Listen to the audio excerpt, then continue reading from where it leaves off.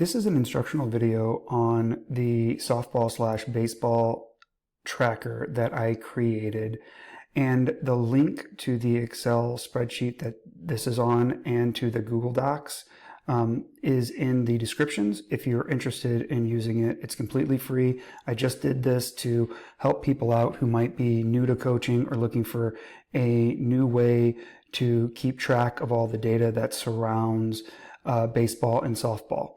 So I'll just walk you through how this works. So there are basically 3 steps to this. So the first thing you do is you're going to want to put all of your players' names and jersey numbers if you are interested in adding that to it.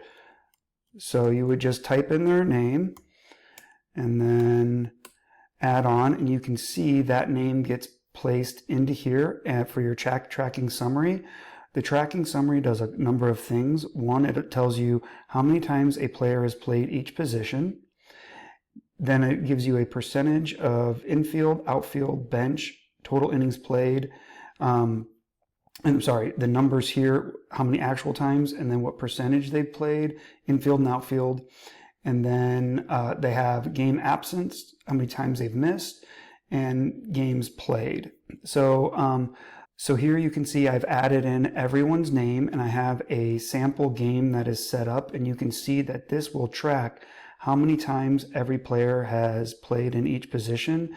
And this can be really helpful if the league has specific rules or the tournament has specific rules about how many times somebody has to play a specific position, or if a parent comes to you and maybe questions your lineup saying, hey, my player hasn't played this position, and you can go and track and see if there's any truth to what they were saying or what their concerns might be. Okay, so let me go ahead and show you how you add the names to everybody into the games. There's a couple of different ways to create a defensive lineup and a batting position. So I'll walk you through those two here real quick.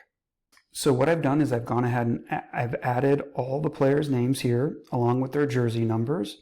And then I can come down here to game 1. And what I can do is I select this, and I can begin to add in players into specific positions. And this can be really tricky sometimes if you're just doing this on a normal Excel spreadsheet and by hand. What this one gives you the ability to do is there's a nice drop-down box here, and you can go through and add the players in. And if you accidentally add a player twice to an inning, you can see that because it will pop up red here, letting you know, uh-oh, there's a mistake here. Let's get that fixed. Now, along with that, what it will do is if I were to go ahead and snap my fingers and add all of the defensive positions where I want everyone to play, you can see here that every position has been laid out here, and I've color-coded it for outfield, infield, and then the bench.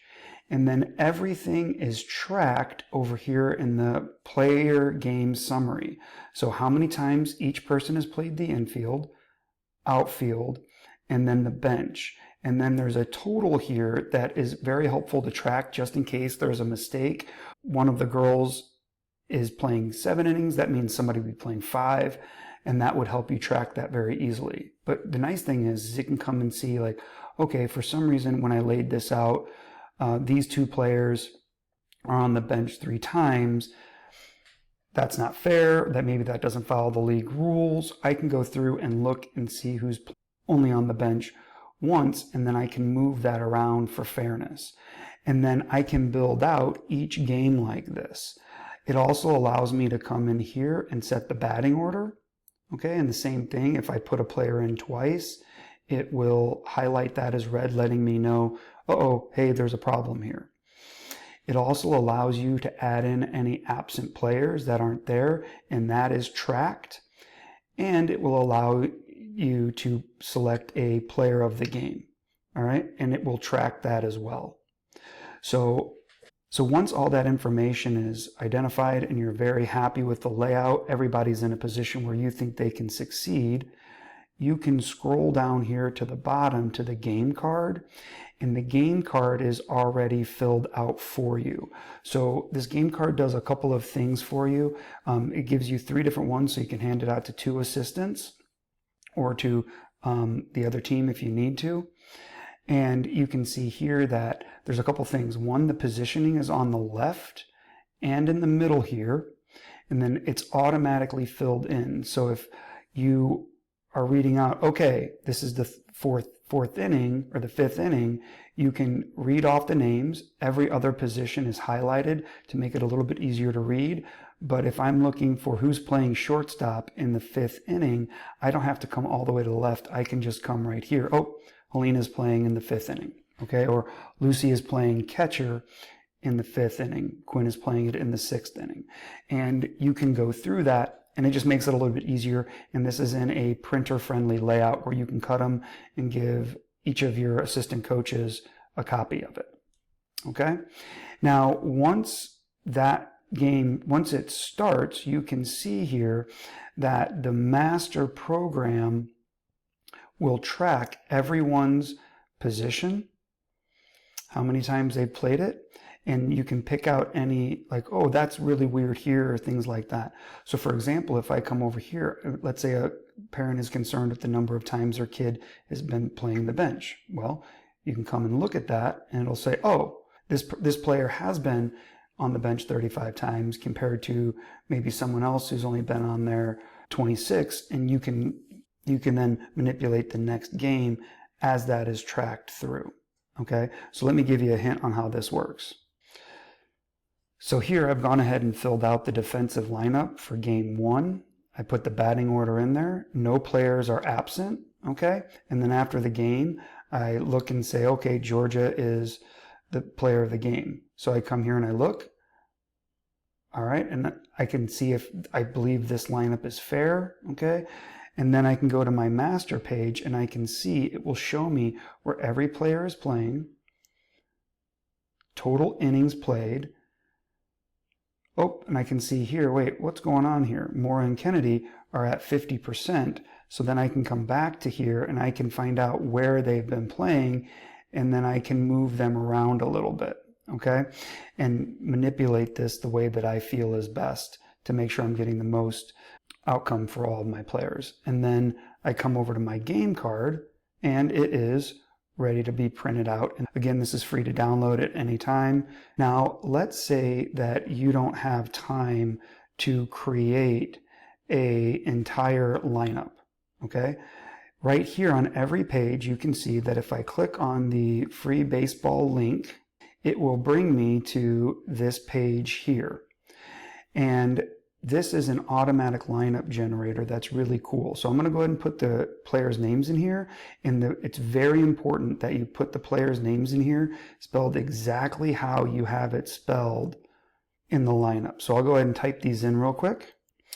So once all the names are in here and they're spelled exactly the way they are on your master tab, you can go through and you can select positions that maybe players aren't ready to play yet. Maybe they don't like those positions for pitcher, catcher, and first base, especially with first base, since there might be some safety issues with that and catcher. And some players just don't like to pitch, or maybe they pitched last game and they can't play, and they can't do it this. So you can come through and kind of select that. You select how many innings. Typically for us, we set up for 6. We create our own. And then what you can do, you can copy this over, come over to game 2, drop this in, select here, drop it in, and then everything is laid out for you. And as long as you spelled everything the same, all of that data gets dropped into here.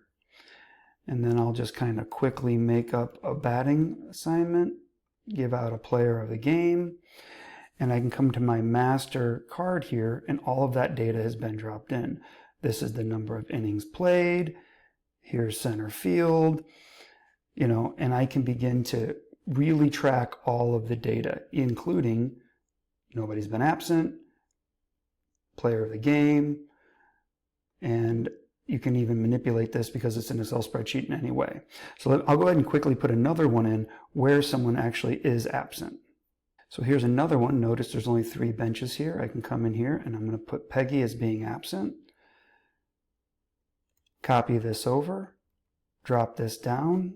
Everything is tracked. And when I come to my master, I can see here, this tracks how many absence. Oh, look, Peggy's been absent.